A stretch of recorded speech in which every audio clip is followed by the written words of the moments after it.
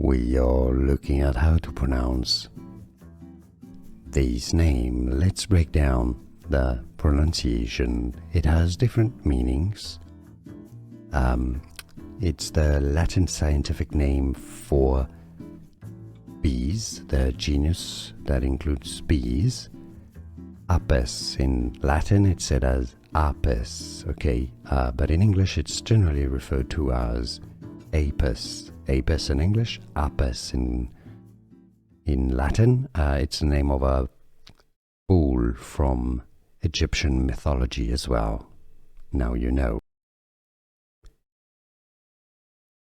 We are looking at how to pronounce this name. Let's break down the pronunciation. It has different meanings.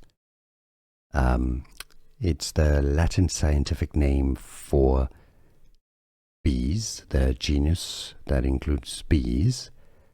Apis, in Latin it's said as apis, okay? But in English it's generally referred to as apis. Apis in English, apis in Latin. It's the name of a bull from Egyptian mythology as well.